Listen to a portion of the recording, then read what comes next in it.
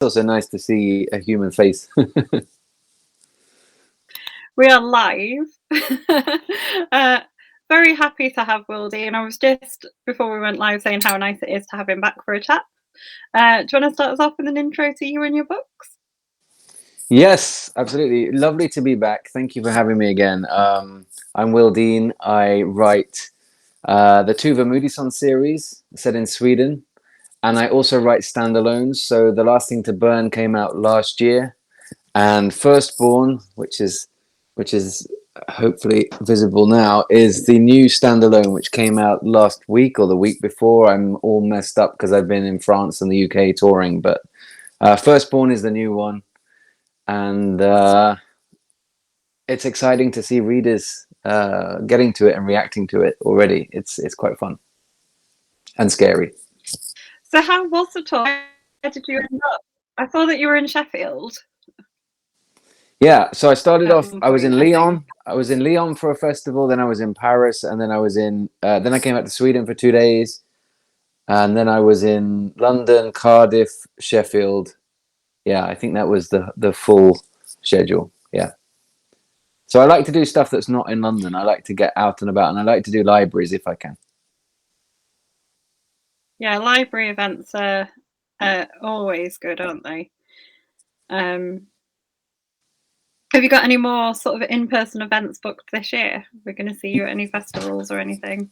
You are. Yeah, I'm going to be at Harrogate. I'm chairing a panel. I think that was revealed last night, so I can talk about it. I'm chairing a brilliant panel with the Reverend Richard Coles and Anne Cleves and Tony Kent. So that's going to be brilliant. I think that will be a lot of fun on the Saturday morning, and then I'll be at Capital Crime later on in the year. And apart from that, I'm trying to stay in Sweden, in the woods, to see my kid more and to write more books. So that's my priority. I think if I said yes to everything, I would never be here, and it would kind of slow down my writing. So I'm trying to find that balance.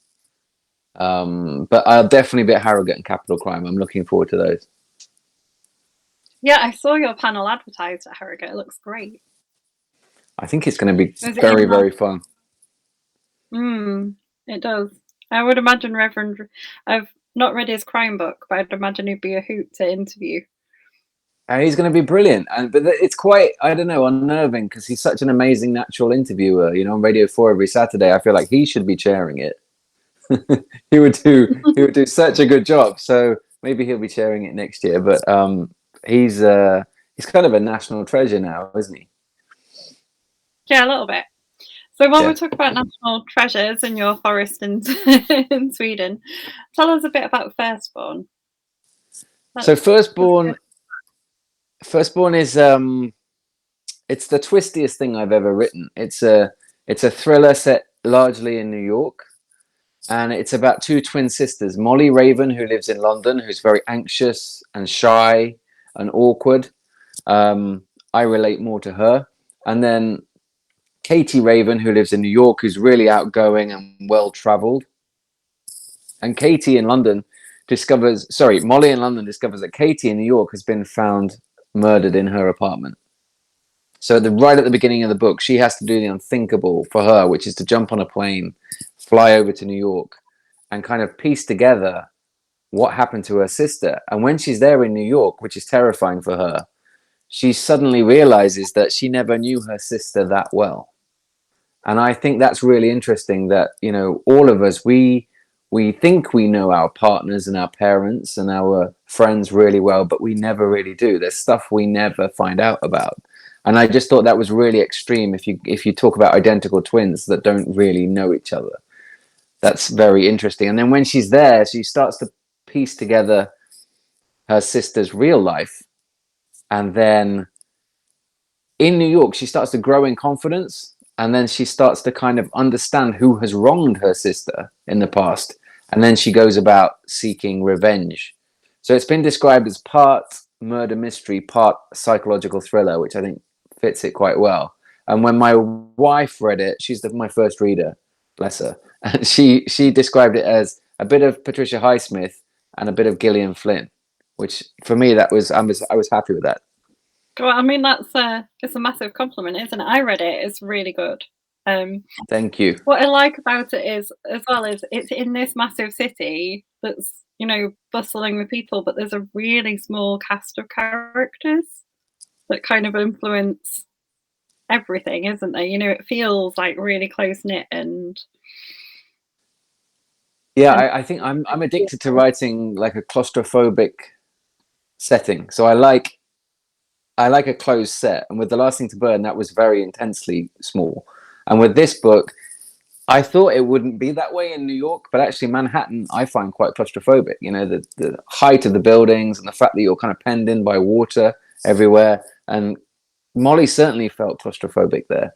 And like you say, with a small cast of characters, you start to kind of suspect everyone of doing something. And in this book, quite a lot of people have done something bad. And I like intense immersive fiction. That's what I love to read. I love immersive crime fiction where you really feel like you're there and you can smell the streets and you can kind of hear the hustle and bustle. So in this book, I wanted you to feel like you were stuck there and you couldn't quite trust anyone. point. How did you get, what inspired the identical twins? Like, was that what came first? Like, It was, yeah, it was. It's something I never expected to write, really. I think most writers write a twin book in their career at some point because they're so interesting on a psychological level. And I was fascinated by the fact that I don't know, a lot of identical twins love each other and it's quite an easy relationship, but quite a lot don't really like each other. And you've got someone who looks identical to you but can have quite a different personality. I just find that fascinating. I listened to a podcast with two identical twins way before this, and they said that they're very close, like they tell each other everything, but they can't touch each other. They've never held hands or hugged because it would feel too weird. And I thought that was just very, I don't know, very unsettling and very interesting. And there's a scene in this book where one of the twins sees the other in a certain outfit that they both have bought independently of each other, and she realizes for the first time what she actually looks like in that outfit. And she says, like, it's not the same as looking in a mirror when you can actually see someone moving from it's unnerving, and she could never wear that thing again. So I don't know, twins are fascinating to me. And when I came up with this book, I saw kind of almost on a global level, I saw there was a twin in London and a twin in New York, and they were both very different, and they both looked identical. And I was interested in how their childhoods shaped their personalities, because, and we've all seen this, you go to a barbecue or something, and there's two kids, two sisters, two brothers. One's really outgoing and fun and kind of the life and soul of the party, and one's really complicated and quiet, and you instantly kind of label them like that. And I just thought, if you're identical twins and one is labeled as the fun one at 4 years old and one is labeled as a difficult one at 4 years old, how do you deal with that? Because probably the fun one thinks, actually, I'm quite complicated, so don't just think I'm shallow and fun. And the difficult one probably thinks I'm more fun than people think, So I wanted to see how that would play out through a whole lifetime. it works so well in the story, it really does. And I like there's a lot of side characters who have a lot of interest as well. I'm thinking about the guy in particular who lives like downstairs in the apartment building. He's a great character. What inspired you with him? Oh my goodness, I don't know. I wish I could answer these these questions. I literally dream a lot of the book. So I don't dream, I visualize it. So I have the idea, and then for 6 months I try, when I'm driving around, when I'm just about to fall asleep, I'll kind of play out a scene in my head, and that's how I write books. So I don't write notes or anything like that, and I'm not a pantser. I can't just make it up as I go along. I'm somewhere in between, so I have to see the scenes before I can start. And I saw him very vividly, this very kind of defensive, muscular but lean guy who's suddenly become quite popular, and but he has this incel past, and I just thought that was very interesting. He's trying to move away from it, but it's always there in his background because he has like an electronic footprint. You know, he has a YouTube channel, he has comments, he has a social media presence. So people knew that he was quite an active incel before, but now he's trying to be much more establishment. And yeah, I saw him very vividly. And he was, not to say too much, but he was very interested in Katie Raven before she died. So he's definitely one of those people in the circle. It makes you think as well, doesn't it, about like your electronic, when you're reading stuff like that, you think, oh, what's my electronic footprint? You know, how could I change that? Totally, especially as a crime writer. You know, a lot of my writer friends, they're like, oh my God, I hope nobody ever sees my Google history. How can I explain all of this? And it's true. Like, it probably sometimes when you're doing research, it wouldn't look good, but I guess we've got an alibi in that we write books. But yeah, it's a whole new phenomenon that our parents or grandparents never had to deal with, and I think our kids are going to have a difficult time with it more so than us, or maybe they'll be more savvy. I don't know. Yeah, I often wonder about that, because you think about what you were like as a teenager, and I am very glad that there wasn't an internet. Well, there was an internet, but there wasn't that much of an internet, if you know what I mean. That I couldn't Yeah. leave all my teenage things to go back and find and be embarrassed about. Same. I'm so glad as a teenager I was able to make mistakes privately and be, you know, geeky and awkward privately and not have those adolescent thoughts kind of set in stone on the internet forever. Like, oh my goodness, I can't imagine. That would be so embarrassing. No, I think we were very lucky in so many ways. You know, I was just thinking today how much I miss Blockbuster video stores. Totally different thing. But, you know, there's Netflix is in the news, and that experience of going into a video store and renting a VHS cassette and looking at all the different covers, I got such nostalgia for that. And I was looking at a lot of Stephen King movies, especially as a teenager, and kids these days don't have that. No trip to Blockbusters for them. They probably know how to download it without Netflix, to be fair. That's true. That's true. What are you working on at the moment then? Can you tell us what the next one is?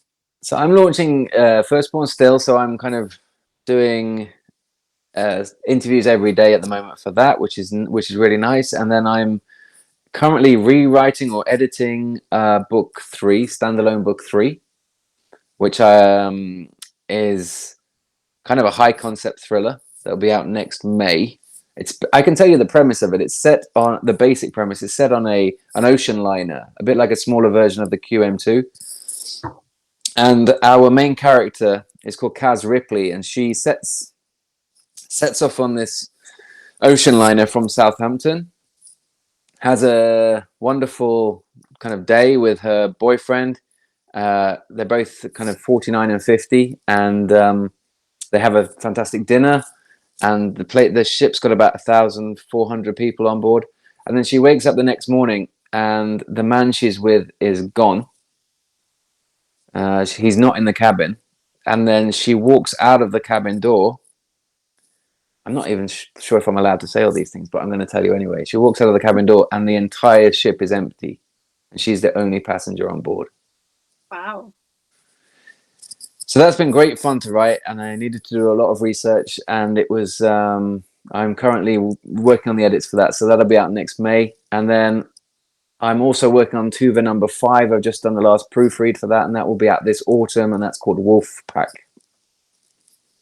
Yeah, I was going to ask you if you were going back to Tuva, because she's who I started with. Well, thank you. When I was reading you, she's such a good character. I love writing Tuva, honestly. They're my favourite weeks of the year, when I get to go back to that world of Gavrik and Utgard Forest and the Woodcarving Sisters and the Gavrik Poston and the Grimberg Licorice Factory. I don't really miss it when I'm not writing it, but I'm so happy when I get to write a new first draft, a new story. And Tuva is fantastic. I still don't understand her really fully, which I think is why I love writing her. She's quite complicated, and she's great fun. She's funnier than I am. She's got a very dry sense of humor. She's quite acidic. I love the way she has these friendships that have formed, which are kind of like a family for her now. And last week, I was in London meeting a TV production company who bought the rights, who are going to be adapting it into a TV series. And so we were talking about casting for Tuva and different people, and they were talking about how they're going to do the props for the trolls that the wood carving sisters make and things like that. So that's exciting to see that kind of coming together. You've got some comments coming up. I'm just going to look at my phone so I can tell you who said it. So we've got someone who said hello. Someone has said on your thing that the book sounds spooky, the one that you're working on now. I agree. You sold it to me. That was Leslie Lloyd. She loved Firstborn as well. She's put that Thank in you. there. And she know she was a big fan of that. She did once, and what she also wonders what gave you the idea of Tuva being deaf. So with Dark Pines, again, I'm very visual, so I saw the scene really. I saw this overgrown pine forest, bigger than the one I'm sitting in right now in Sweden, from above, from an aerial perspective, from almost like a drone perspective. And then I zoomed in and I saw a gravel track snaking through the pines. And I zoomed in, I saw a big pickup truck. And then I looked through the driver's side window and I saw a young woman with blonde hair, ponytail, and hearing aids. So it wasn't like a conscious thought, like I want to write a deaf character or I want to write a female character. Tuva came to me like a thunderbolt, and I was so intrigued. Like, oh, where is this person driving to? What job do they have? What are they driving from? Do they want to be here? And it all came it became very vivid very quickly. And then when I started writing that first draft, her voice came out of me like an exorcism, like it just flooded out. And I wrote Dark Pines in 4 weeks, and I've written every Tuva book in 4 weeks, and it just felt very real and natural. And up until that point, all my writing had felt slightly forced or artificial.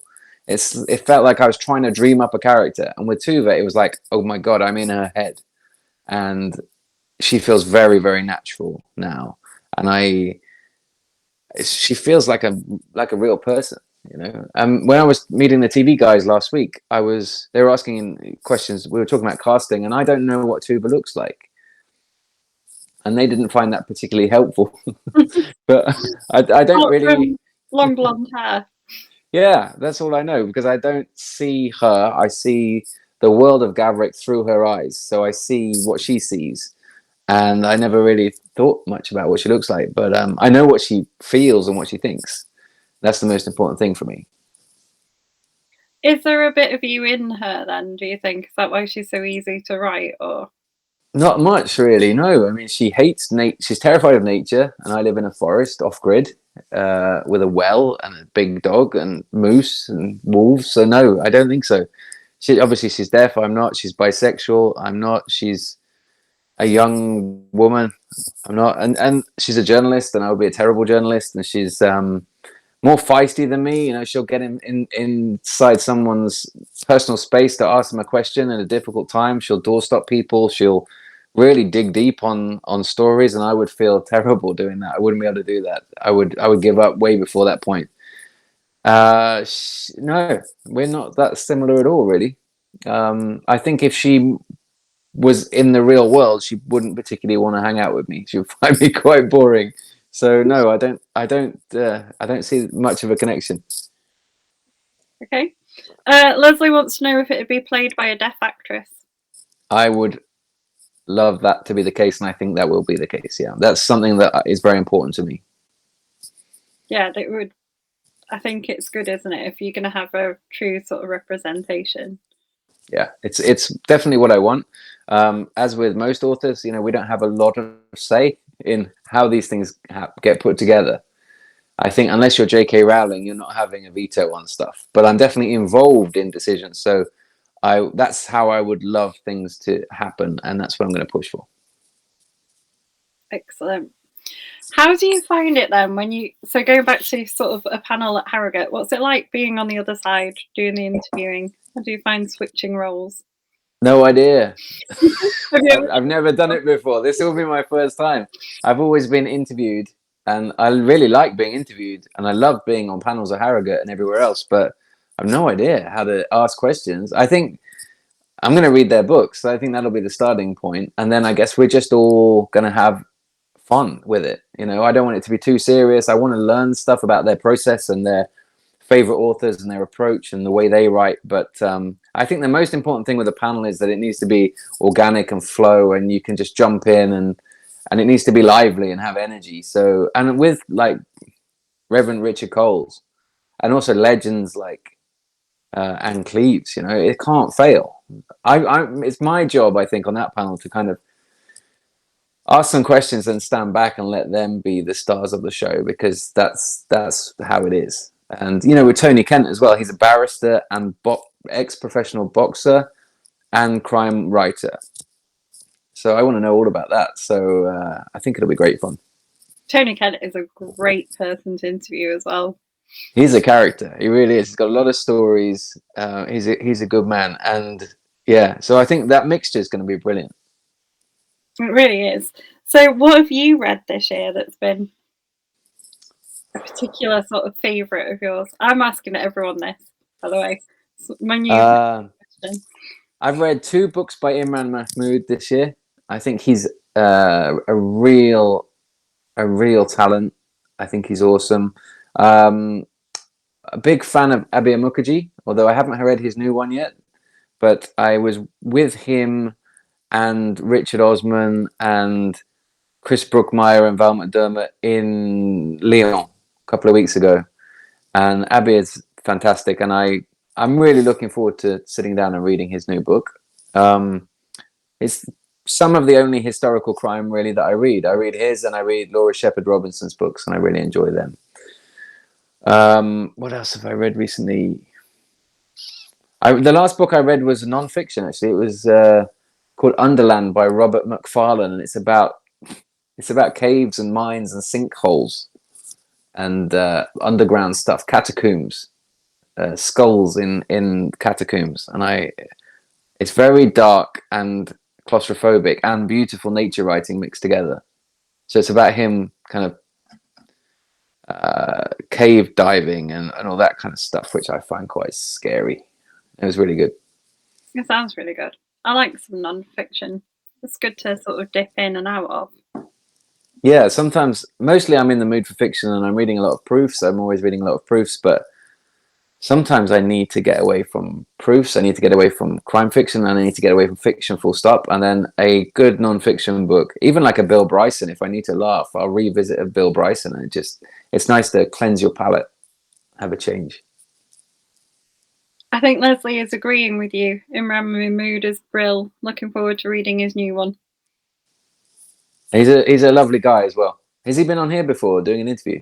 Do you know, I don't think we've had him on yet. He's very interesting. He and I are the only crime writers that I know of who are very nerdy about old mechanical watches. It's a very niche thing, and it's a very old man thing, but we both like them. So it's good to be really nerdy about something, I think. I agree with you 100%. I'm down with that. I think everybody should be a little bit nerdy in some way. She says, I am married to a very massive nerd. I like nerds. Nerds are my team, my people. And it's a nice overlap often with, not always, but often with readers and writers. Most people are quite nerdy in some way.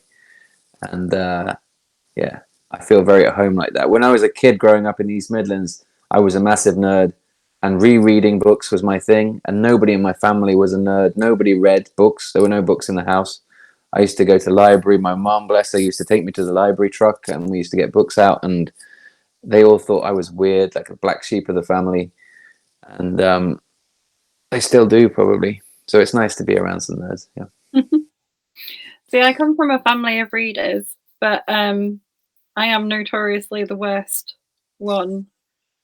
Like, what do you mean by the worst? Because my mum used to describe like the bookshop as being like daycare. Like, almost like leave me there and like just come back in a few hours after you'd done everything. And you still just find me kind of sat on the floor as a kid reading all the books. Perfect. That works. I find my son now, he's 8. I find him in little, like he makes a den out in the garden, in the woods, or even indoors in the wintertime, and I'll find him there with a big pile of books. And I think, yeah, he's definitely my son. It's nice to see. Yeah. So what made you choose to move to like a forest in Sweden? I'm intrigued as to why you chose. So when I was a kid growing up, I lived in the East Midlands till I was 18 in very rural places. I like nature and silence and peace, and then I lived in London from 18 to 33, working, studying, and living in a tiny one bedroom flat for the last like 10 years of that with my wife. We had no space, and we were like, we're never going to be able to afford a 2 bedroom flat. Never mind a piece of land where we can grow some potatoes and some carrots and have a dog. So we decided, let's try and move to Sweden and live a very low cost life. And I think her idea was to move to a town like a normal person, and my idea was to live in the wilderness. And I found this piece of land that no Swede wanted to buy. It had been on the market for a long time. This clearing was basically a swamp, and it's like 3.5 acres of bog, and it had a little tiny hut on, 2-room hut, and it was very cheap, and we bought it, and we had a deal. Like, if we hate it in 6 months' time, if we're terrified, you build a house on it, build a wooden house, and if we don't like living in that house, we're going to sell it, and you're not going to stop me. We're going to sell it, and we're going to live in a town like normal people. And I agreed to that. I thought that was fair, and so I built a house, and a wooden house, and we lived in it, and we've been there now that was like 13 years ago, and we love it. And we have a well. We take our own wood for heating and cooking. We have a well for our own water. We built a bit of a road, and we have no neighbors really, and we can walk for about a day in any direction. We're still in the same forest, so it's very. I would like to move somewhere even more wild, and my wife has vetoed that decision, that option. So, yeah, we like living in the forest, and it's good because I can travel and do lots of publicity and events, which I love, and meet readers, meet booksellers, meet librarians, and then when I come back here, I'm just writing, and it's quiet, and I like that. So it works pretty well. It must work pretty well because look at sort of all the things that have come out of it. Yeah, there's no, I don't know. There's no distractions here. Like, there's no shops, there's no Wagamama, there's no coffee shops, there's nothing like that, which is great because there's nowhere to spend your money really. But at the same time, I do spend a huge amount of time, and I was very naive about this. I do spend a huge amount of time like managing my wood stores, managing my water, managing my food stores, just mundane, practical stuff in the woods. So that takes a lot of my time, but it's good thinking time for stories. And it's also good reading time. I always have an audiobook on the go when I'm chopping wood or doing anything like that. So yeah, it's nice. I like a low cost, simple, old fashioned life. I do like that. It's a nice counterbalance to when I'm flying off to New York or Hong Kong to do book stuff. I like to come back here and just quieten down and try and focus on storytelling and reading. So dipping back into the new book you were telling us about, you said you've done a lot of research for it. Yeah. Kind of the most interesting research rabbit hole you've ever gone down? Oh my goodness, I don't know. My research is done in a bit of a blur, really, bit of a fever dream. I just go in very deep, and I'll go in at the beginning of the day and I'll come out late at night, and I haven't really thought about anything else. And I've done 12 hours of research, but only 3 things will be relevant, will ever go into a book. But I needed to do all of that huge amount of research to get to that point, and I never write anything down. So if it doesn't stick, it's kind of a natural filter. I think Stephen King said that he doesn't write notes because you can artificially keep something that doesn't deserve to be in your story. So I'm trying to learn from him. So I don't write it down. And if it sticks in my head and I keep coming back to it, then it deserves a place in the book. But the best research for me for this book was flying to New York, which I did twice in 4 months before the pandemic hit. I think I did it October, November 2019, which was great. And I met my US editor for the first time, and I met all the publishing team and had lunch and all of that. And I did a lot of walking around. So I was walking around Central Park. I visited all the hotels. I stayed in one of the hotels that's in the book, but I won't tell you which one. And I visited the diner that plays a big role in the book. I wanted to see what the police precincts look like, because you can look on Google Earth and that's great, but it doesn't really compared to walking past and looking at people coming in and out and seeing what the cop on the outside looks like. So, and then I went again in February 2020, caught COVID on the way home before there was any testing. That was quite dramatic, but that was brilliant because I think I did 29,000 steps one day, and I just wanted to walk the book and take it all in, because I can't write New York from the perspective of a New Yorker. I can't quite pull that off yet, but I can write New York from the perspective of someone from Nottingham, because that's basically me, and that's where the Raven twins are from as well. I'm hoping that you did not stay in the hotel that they all stay in to begin with, because that just did not sound very nice. The Bedfordshire Midtown Hostel. No, I think I would have stayed there a few years ago, though. It wasn't that long ago when I would have been in there for $30 a night with the cockroaches and the... Yeah, I would have been there a few years ago, but no, I didn't stay there. But I enjoyed writing it because I've stayed in a lot of places like that in my past. Should someone like be sick outside one of their doors or something as well? Yeah, somebody...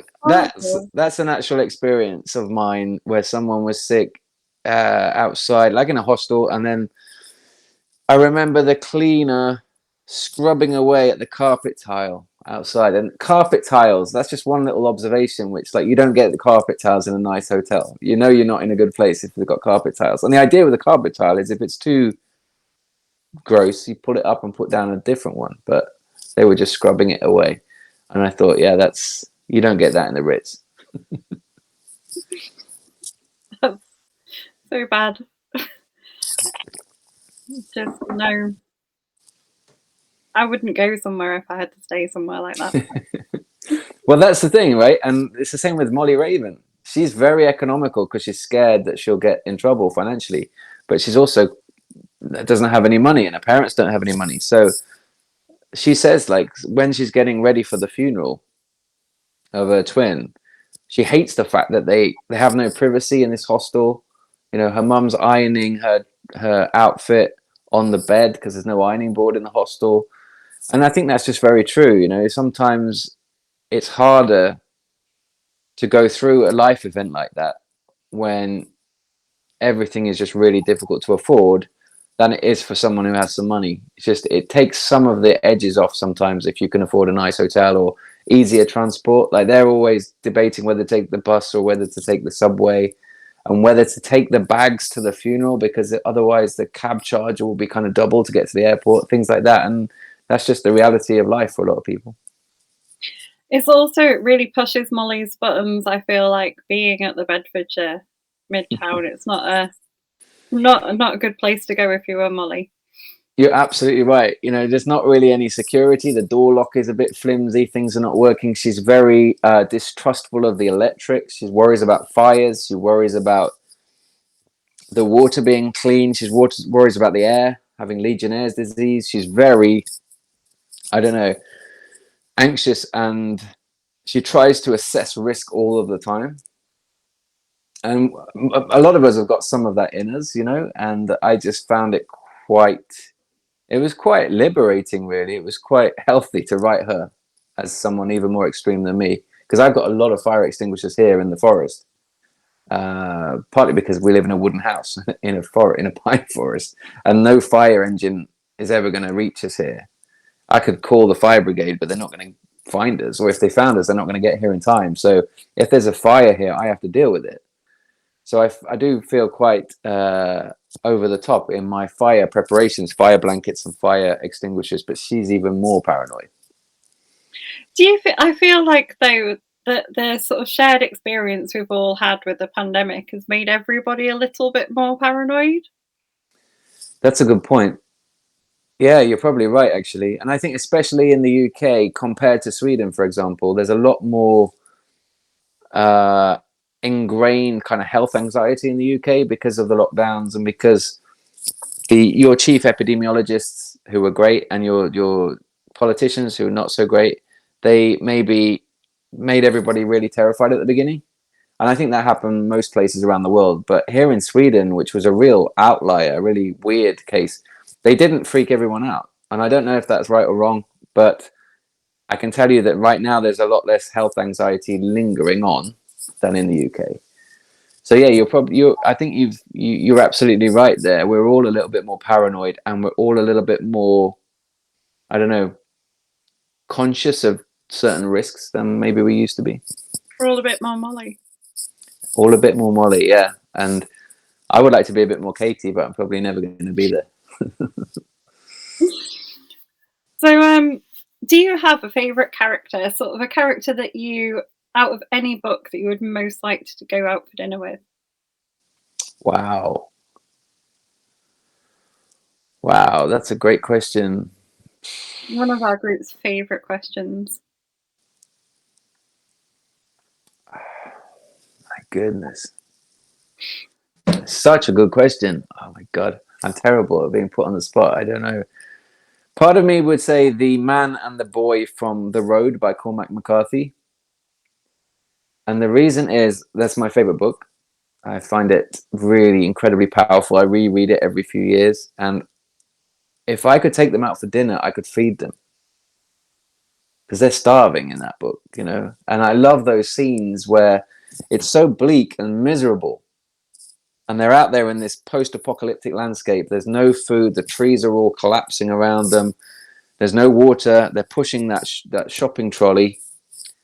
Everything's grey. There's like a palette of greys in the world. And then they'll come upon a can of Coca-Cola, and the boy will taste Coca-Cola for the first time in his life. Or they find that little bunker and they eat tinned peaches for the first time. Or is it tinned pears? I can't remember. And the flavors are so intense, and the happiness and joy is so intense. So I would take them out for dinner because they really deserve a dinner.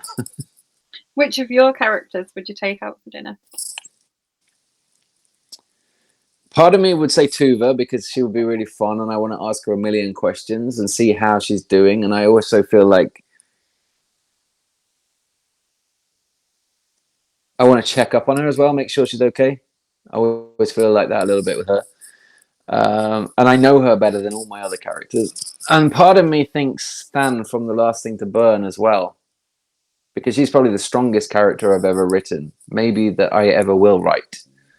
And I wouldn't talk to her about what she went through in that house with Len and the baby, but I would just want to meet her, you know, because she's such an inspiring person. She's so tenacious and such a force of nature that she managed to get through that in a very normal kind of human way and still retain her identity and her humanity. So I think her. Have you had any TV interest in your standalones? Yes, some of it I can't talk about just yet, honestly, but The Last Thing to Burn was optioned really quickly. There were some people interested, and I couldn't meet them all because of the pandemic, so I had to have a lot of Zoom meetings, which was very difficult and exciting because it's not often you get to choose a movie producer. I never expected anything like that to happen with my books. And then to do it on Zoom is kind of difficult because I wanted the right people to make that movie. And it was optioned in the end by Sigma Films, who are based in Glasgow, and they made the producer made Under the Skin, which was the Scarlett Johansson movie adapted from the Michelle Faber book, which is one of my favorite books.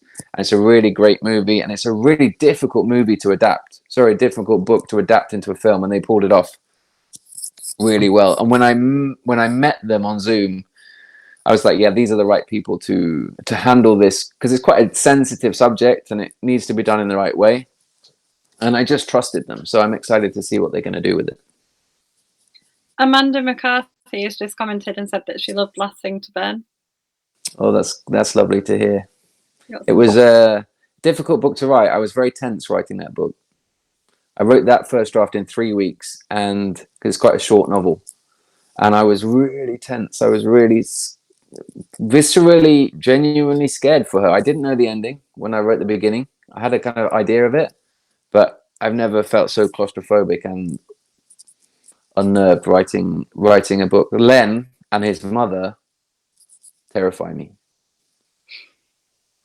Do you know, is there a way, like I've often wondered this, you know, with musicians when they like write the song that's like their hit song, like the number one, do you know when you're writing something it's just so good? You know, you were saying like they terrified you.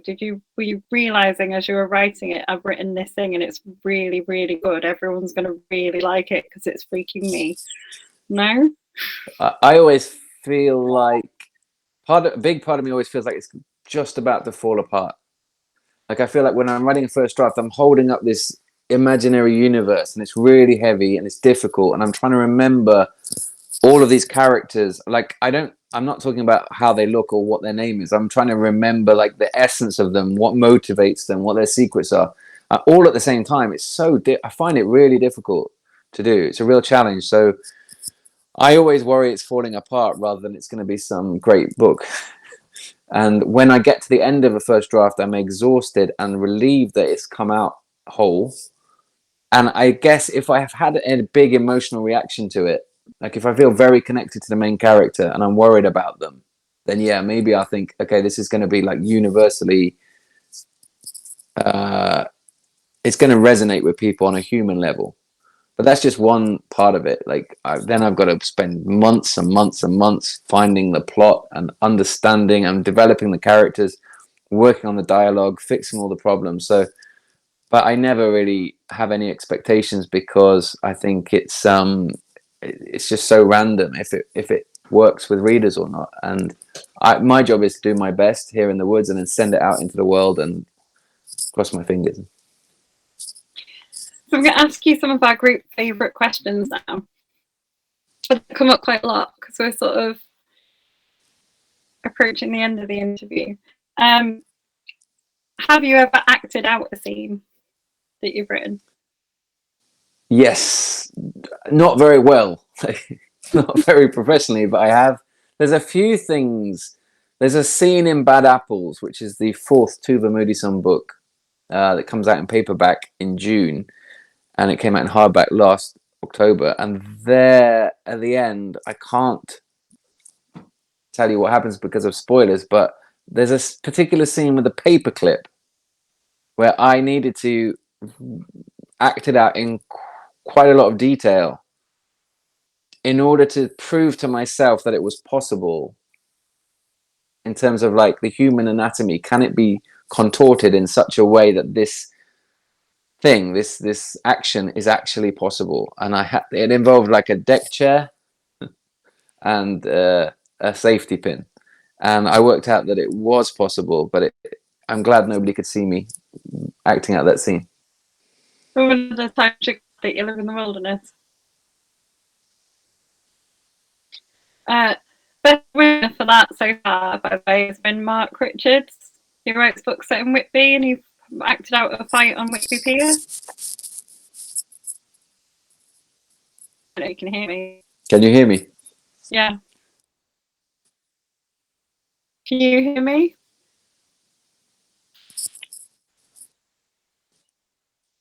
No, don't.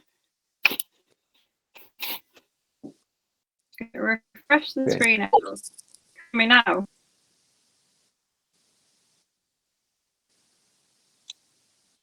Yeah.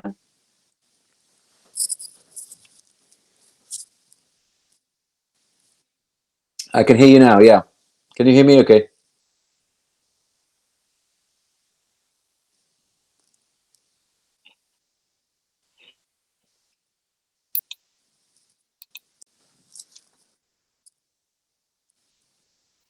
I can hear you. Can you hear me? I can. I've lost your screen though. You go. Oh no, there you are. You've gone blue. I had to refresh because you couldn't hear you. But we're back and we're good. So I'm gonna keep asking you the favourite questions of the group. What are your most memorable moments as an author so far? Am I here all on my own? No, I am here.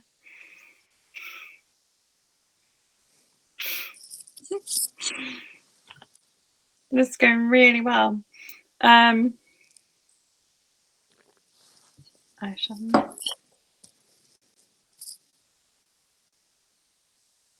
Hello. Hello. Are we back? We are back. Okay, sorry about that. It's probably my forest Wi-Fi that's the problem. No, it's okay. We dipped for a bit. Your forest Wi-Fi is normally really good. Okay, that's good. Just based on experience when we've had you on before, it normally goes much smoother than sometimes people in the Midlands, for Okay, instance. that's good to hear. So memorable moments as an author so far. Um, with my debut, I mean, finding an agent, first of all, like getting picked up on a slush pile after years of being rejected, flying to London, meeting 5 agents who wanted to offer representation, then getting a publishing deal. Like, you never know if that's going to happen or not for Dark Pines. And then with Dark Pines, I didn't have any expectations that anybody would really read it. And it was well reviewed, like everywhere. And it was Val McDermott picked it for her New Blood panel at Harrogate. And that was a really great experience. Amazing experience. That was a real highlight. And then Zoe Ball, it was on Zoe Ball Book Club on ITV. That was a highlight as well, being on TV and going to the National Book Awards, being shortlisted for that was crazy. And then just since then, I've just been very, very fortunate. I think people have taken to the Tuva books. The Last Thing to Burn, having that picked up by Hodder and what they did with that book was, I feel very fortunate as well. And hearing the readers from that book, their reaction to it, and reading their letters and their emails and their DMs has been really, I don't know. I just feel very privileged that it really struck readers like in the way it did. But for me, the highlight of every single book, honestly, is me writing the first draft.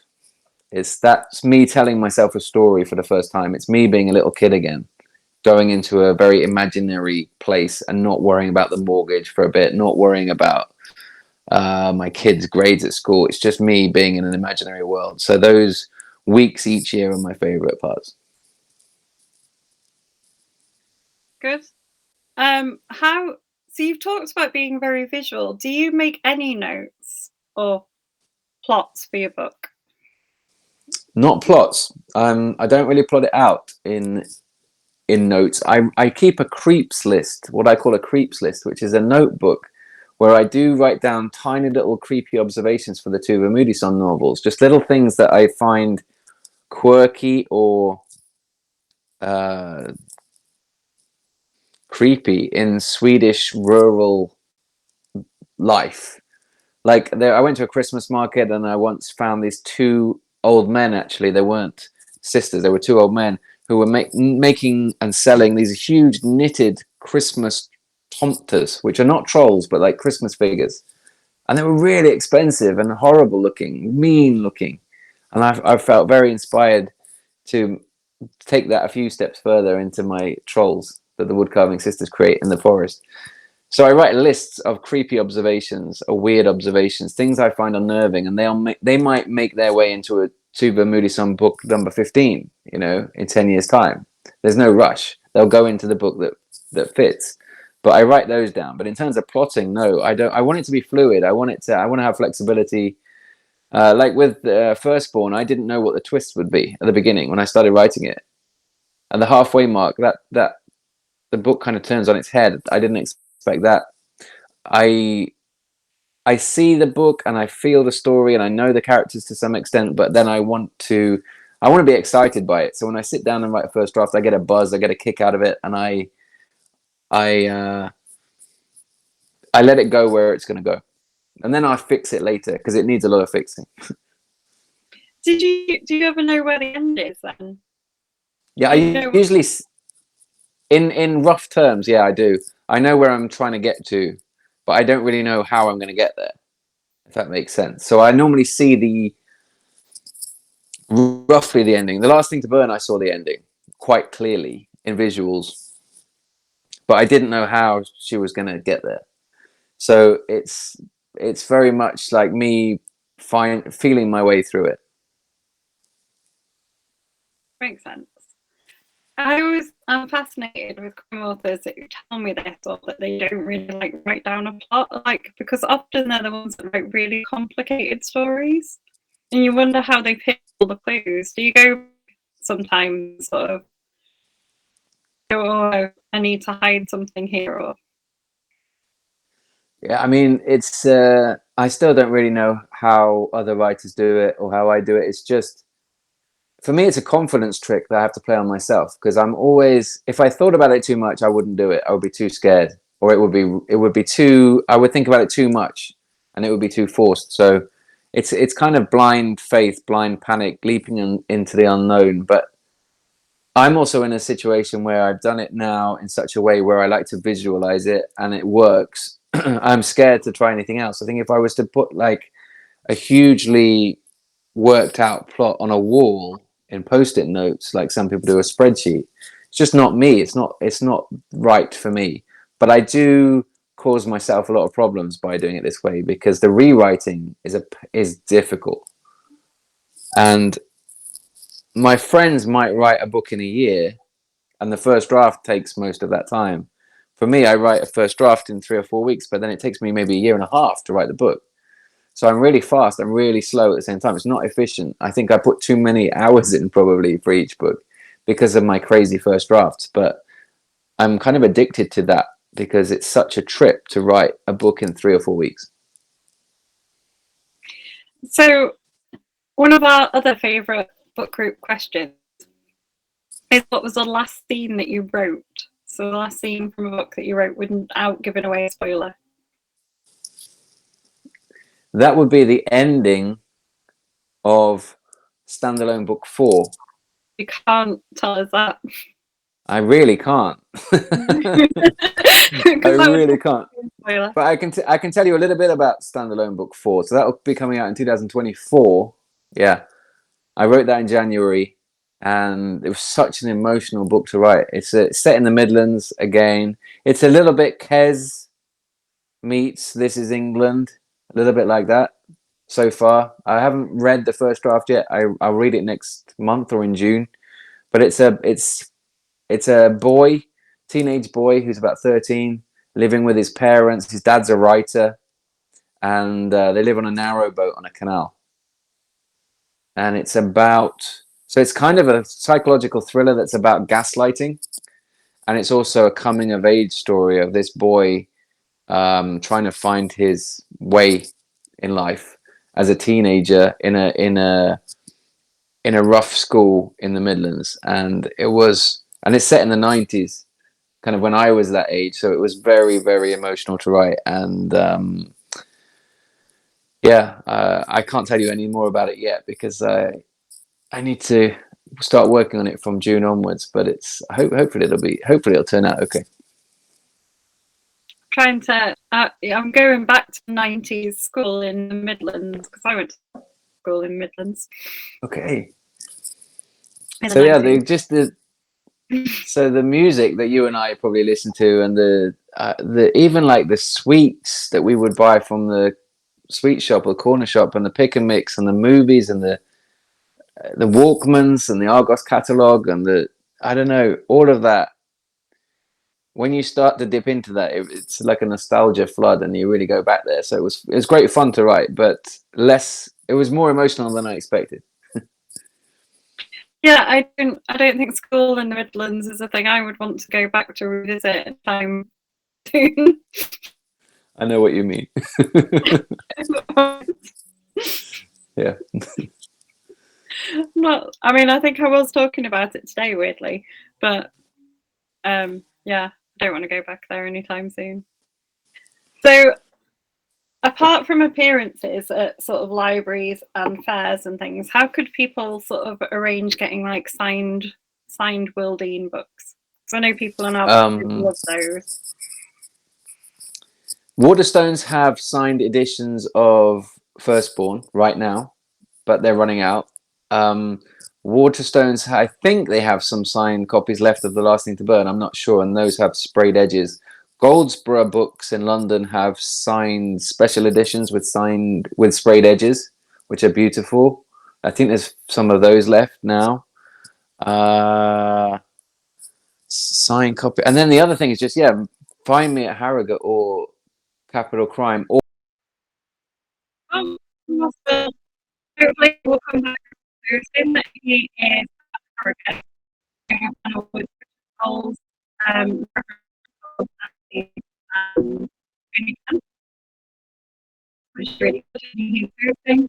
I'm planning to do that as well. And I need to go to and okay. So this should be well back. Can you hear me okay? I can, you're back. Okay, so yeah, Goldsboro Waterstones for signed editions, and then just grab me when I'm at a festival. You know, I'm at Harrogate for 4 days, I think, for the whole thing, and then at Capital Crime I'll be there for the whole thing as well. So very happy to sign copies. Keep an eye out for our members. I've been sending out badges and bookmarks so people will recognise our members at events. I'm hoping that, like, I think we all need post-pandemic just to meet people and have a nice time. So I'm trying to encourage people to meet each other by providing them things. I think that's a brilliant idea, and your group is so big, and like your readers, the readers in the group are so passionate about crime fiction. I think you could almost put on your own festival, to be honest, and it would be a big success. Oh yeah, but we'd have to have the time. True. True. Might need to give up the full-time job. We have 2 minutes left. Do you want to finish off with just a reminder of your books? Hold up Firstborn and things. I can hold up Firstborn. Yeah, Firstborn. So the cover is New York in the eye reflection, and then in the back it's London, which is very cool. The two of the books are Dark Pines, Red Snow, Black River, Bad Apples, and then Wolfpack coming. And then The Last Thing to Burn is my first standalone that came out last year that's just been longlisted for the Gold Dagger, which I was not expecting. That's wild that happened. So yeah, that's me, and I'm very active on Twitter at Willardine, Instagram at Willardine. If people want to get in touch, ask me any questions. I'm always very happy to talk to readers. I really love interacting with readers. I think that's one of the most fun parts of what we do. I know, and I could talk to you for way longer than an hour because I didn't even manage to get onto your Gold Dagger nomination. Congratulations, by the way. Thank you. It's an amazing lineup. It is, yeah. Unfortunately, they're great. A lot of some of my favorite writers are on that list. It's such a great list, and the other daggers as well. This really strong long list. It's great to see. It's nice that crime fiction is in such rude health. Honestly, it feels like it's a really good time for the genre. Yeah, I would agree. It's really good. There's some amazing books out there, yours included. Thank you. And thank you very much for joining us. My pleasure. I'll be back again some point in the future, I hope. Oh, you're always welcome back. Thank you.